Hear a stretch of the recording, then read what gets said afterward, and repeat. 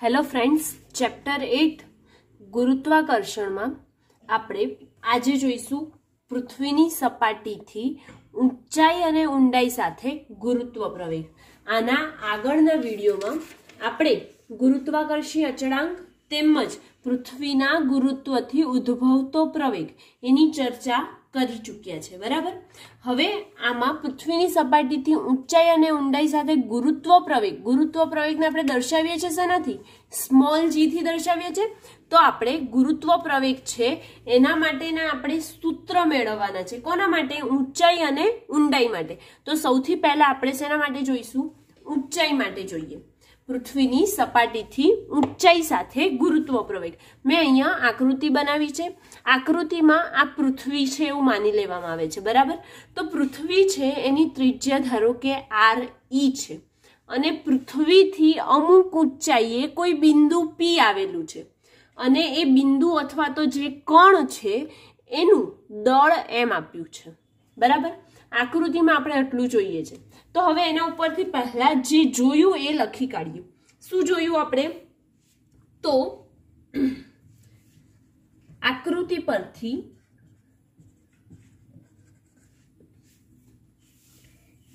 પૃથ્વીની પરથી m દળનો બિંદુવત પદાર્થ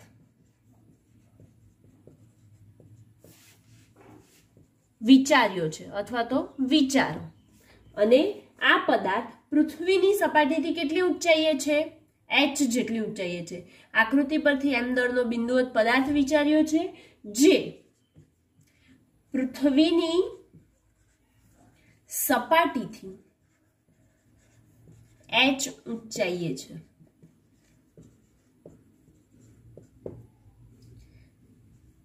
પૃથ્વીનું ત્રિજ્યા કેટલી લખી છે આપણે? જુઓ તો ત્રિજ્યા re છે અને પૃથ્વીના કેન્દ્રથી તેની ઊંચાઈનું અંતર લઈએ તો એ કેટલું થઈ જાય? ધારો કે r જેટલું થાય છે। ક્યાંથી ક્યાં સુધીનું? તો પૃથ્વીના કેન્દ્રથી જે બિંદુ આપણે વિચાર્યું છે એ બિંદુ વચ્ચેનું અંતર કેટલું થાય છે? ધારો કે r જેટલું થાય છે। તો આપણે લખી શકીએ કે પૃથ્વીના કેન્દ્રથી અંતર r બરાબર કેટલું થઈ જશે? આ જે એની ત્રિજ્યા છે એટલું પ્લસ એની ઊંચાઈ જે આપણે વિચારી છે તે। તો ત્રિજ્યા કેટલી છે? re અને ઊંચાઈ કેટલી વિચારી છે? h જેટલી, માટે h। તો પૃથ્વીના કેન્દ્રથી અંતર એ પદાર્થનું re પ્લસ h જેટલું છે। તો હવે પદાર્થ જે છે એના ઉપર કોઈ બળ પણ લાગતું હશે। તો પદાર્થ પર લાગતું બળ આપણે લખી શકીએ FH। પદાર્થ પર લાગતું બળ FH બરાબર શું લખાશે? FH બરાબર આપણે શું લખીએ? G લખીએ છે ને, તો G કઈ બે દળ હશે? તો એક તો પૃથ્વીનું દળ me અને આ જે બિંદુવત પદાર્થ વિચાર્યો તો એનું દળ કેટલું છે? m અપોન શું? અંતર કેટલું છે? re પ્લસ h આખાનો વર્ગ, આટલું થાય છે અંતર। તો આપણે જે બળ છે પદાર્થ પર લાગતું એ કેટલું આવ્યું? gmem upon re plus h whole square આવ્યું। હવે આપણે શોધવાનું શું છે? ગુરુત્વ પ્રવેગ શોધવાનો છે, બરાબર। તો ગુરુત્વ પ્રવેગ શોધવાનો છે એના માટે આપણે g થી દર્શાવીએ છીએ। તો હવે g બરાબર શું લખી શકીએ? આપણે ન્યૂટનની ગતિના બીજા નિયમ પરથી F બરાબર mg જોઈ ગયા છીએ। તો g ને જો હું કરતા બનાવી દઉં તો g ઓફ h બરાબર f of h upon m એવું લખાય કે ના લખાય? લખાય, બરાબર। તો gh બરાબર શું થઈ જશે? fh ની કિંમત મૂકીએ। fh ની કિંમત કેટલી છે? gmem upon re plus h whole square into 1 upon m આવું છે। fh ની કિંમત મૂકી અને m અપોનમાં હતો એને m નો m રાખ્યો। તો હવે આ mm કેન્સલ થઈ ગયા, આપણી પાસે શું બચ્યું? GH is equal two GME upon RE plus H whole square. આ રીતનું બચ્યું ટર્મ આપણી પાસે. હવે આપણે નેક્સ્ટ જોઈએ. હું અહીંયા જે ફિગર છે આપણી એ થોડીક રફ કરી દઉં છું તો મને જગ્યા મળશે. ઓકે ગાઈઝ, હવે GH બરાબર GME upon RE plus H whole square મળ્યું. એવી જ રીતે જો GRE માટે એટલે કે જે અર્થ છે, પૃથ્વી છે, એના માટે જોતા હોઈએ એટલે કે પૃથ્વી માટે એની અંતર જોતા હોઈએ તો શું મળે એના ઉપરથી આપણને? શું મળે? GRE. H ની જગ્યાએ RE થાય તો GRE બરાબર શું થઈ જશે? GME તો એમના એમ, અને કેન્દ્રથી સપાટી વચ્ચેનું અંતર કેટલું હતું? RE જેટલું હતું ને. આપણે આ જે ત્રિજ્યા હતી પૃથ્વીની એના જેટલું થાય તો કેટલી છે ત્રિજ્યા? RE જેટલી છે, માટે આપણે શું લખીશું? RE square. હવે જો હું આને સમીકરણ નંબર 1 આપી દઉં અને આ જે છે સમીકરણ નંબર 2 બની જાય તો સમીકરણ 1 અને સમીકરણ 2 આ બંનેનો શું લઈએ આપણે? ગુણોત્તર લઈએ. તો સમીકરણ 1 અને 2 નો ગુણોત્તર લેતા તો એક શું છે?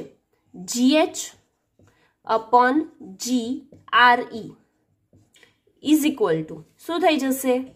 GME upon RE plus H whole square into GRE છે તો એ છેદમાં લખવું પડશે GME, અને છેદનો છેદ અંશમાં જાય તો આપણે ડાયરેક્ટ અંશમાં લખીએ શું આવશે?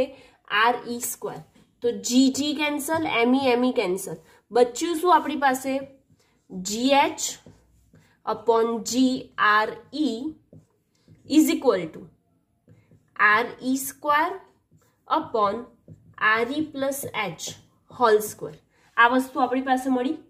હવે આમાંથી જે GRE છે એને હું જો GRE છે એની જગ્યાએ હું ડાયરેક્ટ ખાલી શું લખું? G લખું, ગુરુત્વ પ્રવેગ G લખું, એના પદમાં મેળવીએ તો શું થશે? GH is equal two RE square upon RE plus H whole square into આ ભાગાકારમાં હતું GRE એટલે કે G આપણા જોડે ભાગાકારમાં હતું તો એ ક્યાં જશે? સામે જાય તો ગુણાકારમાં જાય, માટે માત્ર G લખ્યું. હવે GH is equal two RE square RE plus H whole square into G મળ્યું આપણને.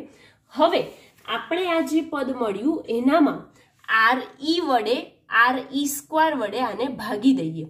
શું કરીએ? RE સ્ક્વેર વડે ઉપર અને નીચે બંને જગ્યાએ શું કરીએ? ભાગી દઈએ તો શું મળશે? GH. હું જો RE સ્ક્વેર વડે ભાગી કાઢું તો અહીં શું મળે? 1 મળે. બરાબર. હવે છેદમાં અહીંયા પણ છેદમાં RE સ્ક્વેર વડે હું ભાગી દઉં એટલે કે RE વડે ભાગી દઈએ તો શું મળશે મને? RE અપોન RE એટલે 1 મળે, પ્લસ અહીં શું મળશે? H અપોન RE એટલે H અપોન RE આમાંથી કશું કટ થતું નથી, માટે ડાયરેક્ટ આપણે લખીએ છીએ 1 upon 1 plus H upon RE મળ્યું આપણને. હવે H અપોન RE જે મળે છે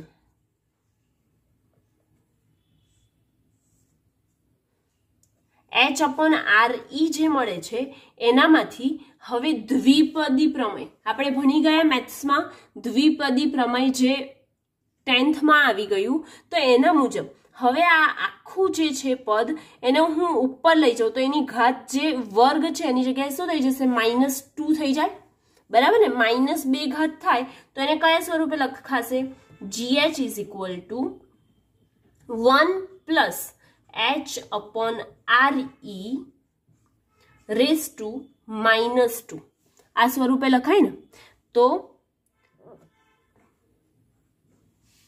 -2 છે, દ્વિપદી પ્રમેયનો ઉપયોગ કરીએ તો શું થઈ જશે? આ -2 પાવર છે ક્યાં આવશે? આગળ આવશે. તો દ્વિપદી પ્રમેય પરથી શું થઈ જશે?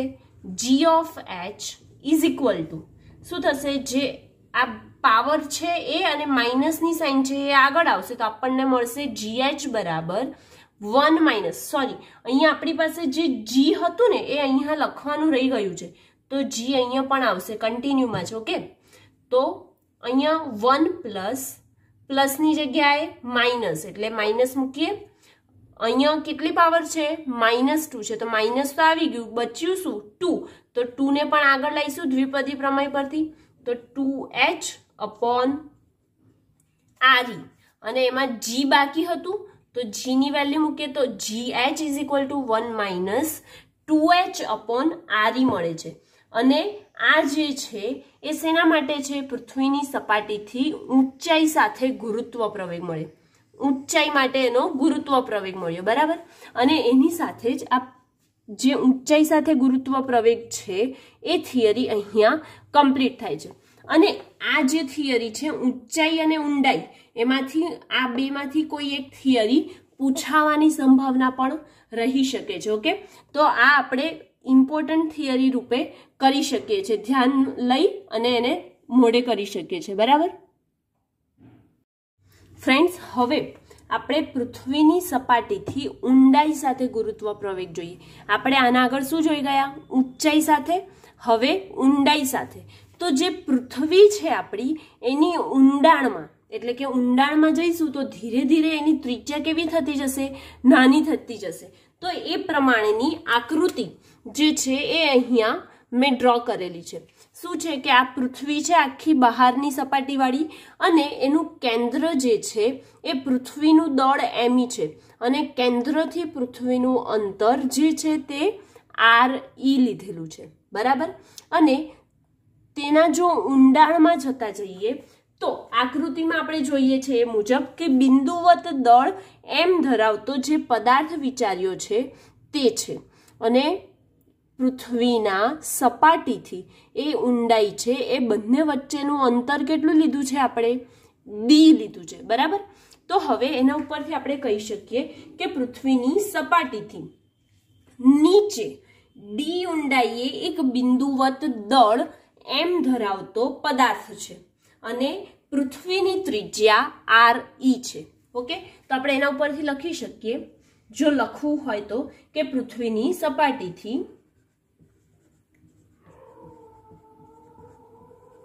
નીચે D ઊંડાઈએ એક બિંદુવત દળ M ધરાવતો પદાર્થ છે અને પૃથ્વીની ત્રિજ્યા કેટલી ધારી આપણે? RE છે ને, તો પૃથ્વીની ત્રિજ્યા RE છે. હવે પૃથ્વીના કેન્દ્રથી કોનું અંતર? તો જે બિંદુવત પદાર્થ છે એમનું અંતર. પૃથ્વીના કેન્દ્રથી બિંદુવત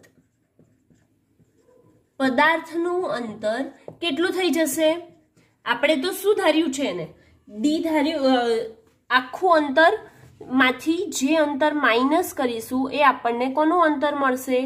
પૃથ્વીની ઊંડાઈ જે છે એના ઉપર જે બિંદુ આવેલું છે એનું અંતર મળશે.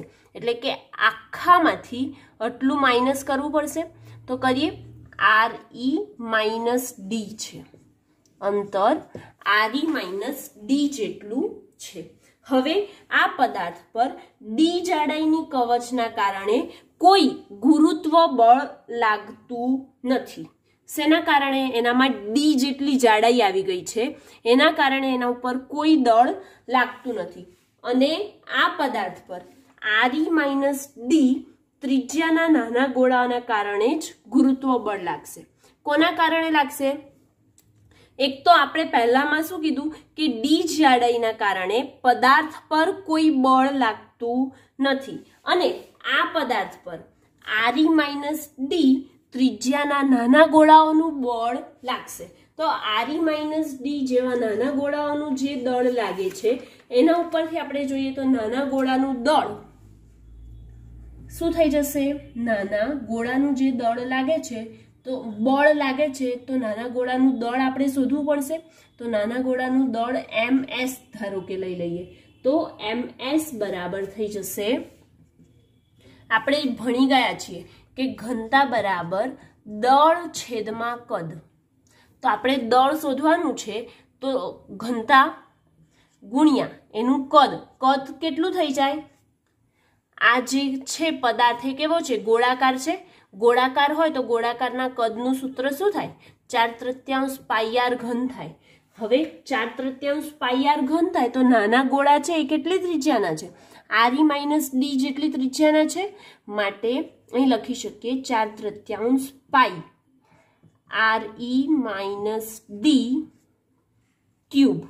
ઓકે, આ ક્યુબ છે હે ને? તો re - d હોલ ક્યુબ છે. હવે એ જે હોલ ક્યુબ છે એના પરથી આપણે નાના ગોળાનું તો શોધી લીધું. હવે પૃથ્વીનું પણ શોધવું પડશે. તો પૃથ્વીનું દળ me બરાબર શું થઈ જશે? આને હું સમીકરણ નંબર 1 આપું છું અને પૃથ્વીનું દળ me બરાબર મને મળી જશે રો m નો m, ઘનતા તો એની એ જ, ગુણ્યા 4/3 પાઈ અને પૃથ્વીનું અંતર કેટલું છે કેન્દ્રથી? re જેટલું છે. માટે અહીંયા શું લખીશું? re cube. બરાબર. અને આને સમીકરણ નંબર શું આપી દઈએ? 2 આપી દઈએ. હવે આ જે બે સમીકરણ લીધા તો સમીકરણ 1 અને સમીકરણ 2 નો આપણે શું લઈ લઈએ? ગુણોત્તર. તો અહીંયા લખીએ પહેલા તો સમીકરણ 1 અને 2 નો ગુણોત્તર લેતા. તો સમીકરણ 1 શું છે? ms નાના ગોળાનું દળ અપોન પૃથ્વીનું દળ બરાબર ms ની કિંમત મૂકીએ 4 row into 4/3 pi re - d આખાનો શું છે? ઘન છે. બરાબર. અને એના અપોનમાં શું છે?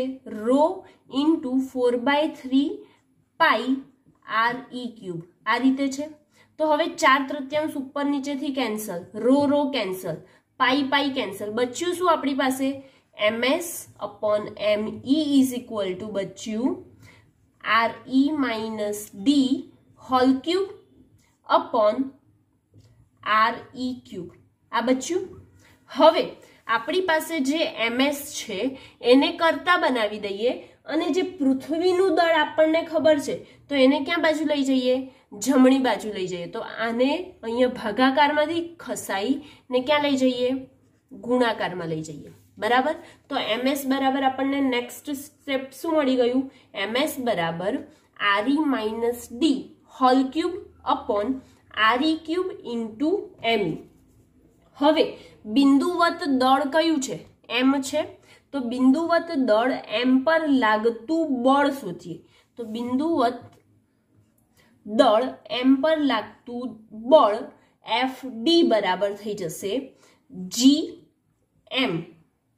m પણ આ કોના માટે લાગે છે? d વચ્ચે લાગે છે ને બિંદુવત દળ માટે. તો m નાના ગોળાનું ms અને પૃથ્વીનું જે છે એટલે કે આખું જે છે દળ ગોળા પર લાગે છે કેટલું છે? m છે. માટે m અપોન એ બંને વચ્ચેનું અંતર કેટલું છે? તો અંતર છે આપણી પાસે re - d આખાનો વર્ગ થાય. gmm અપોન r² જોતા હતા તો g પછી ms એટલે કે જે વચ્ચે નાના ગોળાને લાગે છે તે દળ ગુણ્યા જે બિંદુવતને લાગ્યું છે તે દળ અપોન એ બંને વચ્ચેનું અંતર કેટલું છે? re - d નો વર્ગ. હવે આ જે બળ શોધ્યું એમાં ms ની કિંમત મૂકીએ. ms ની કિંમત છે આપણી પાસે? હા છે. તો ms ની કિંમત મૂકીએ તો શું મળે આપણે જોઈએ. fd is equal two gm upon re - d whole square into ms ની કિંમત અહીં મૂકી કાઢીએ. ms ની કિંમત કેટલી છે? re. હવે આ પૃથ્વી થોડી વાંકી થઈ જશે. બરાબર. જગ્યા નથી આપણી પાસે એટલે re - d whole cube upon RE³ into કેટલા છે ME છે. હવે જે કેન્સલ થતું હોય એને કટ કરી કાઢીએ તો RE - D નો વર્ગ અને RE - D નો ઘન, તો એક બે ઘાત કેન્સલ થઈ જશે, એક ઘાત બચશે. તો FD બરાબર આપણી પાસે શું બચ્યું? તો FD બરાબર બચે છે, FD બરાબર G અને J. FD બરાબર શું લખીએ? GM ME upon RE³ into RE - D. આ રીતનું બચ્યું આપણી પાસે. હવે જે ઊંચાઈ માટે કર્યું હતું તે જ મુજબ ન્યૂટનની ગતિના બીજા નિયમ મુજબ F બરાબર mg થાય છે. તો G ને કરતા બનાવીએ તો શું થઈ જશે? D ઊંડાઈએ પ્રવેગ, ગુરુત્વ પ્રવેગ, D ઊંડાઈએ ગુરુત્વ પ્રવેગ GD બરાબર શું થશે? FD અને એના છેદમાં m.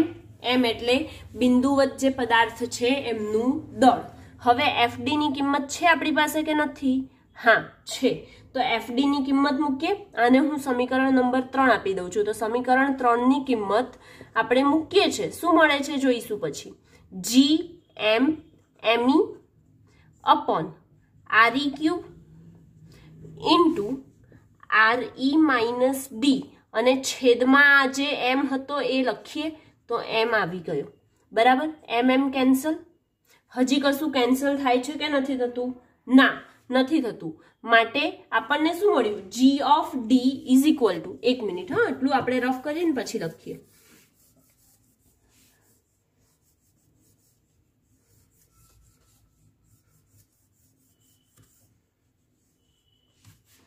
શું મળે છે? G of D is equal to GME into RE - D upon RE³. આ આપણને મળ્યું. શું મળ્યું? GD is equal to GME RE - D upon RE³. આ આપણને મળી ગયું. હવે આ જે પદ મળ્યું એમાં કંઈક આપણે હજી ફેરફાર કરીએ અને એને નામ આપી દઈએ. શું? G નામ આપી દઈએ. તો સૌથી પહેલા G of D is equal to, જે આપણને GME upon RE³ છે એમાંથી એક પદ છૂટું પાડીએ છે, તો એને છૂટું પાડીએ તો શું થશે? GME upon RE² જે છે એની જગ્યાએ હું શું લખું છું? G લખું છું, ગુરુત્વ પ્રવેગ. આ વસ્તુ આપણે આગળ મેળવી લીધી છે. બરાબર?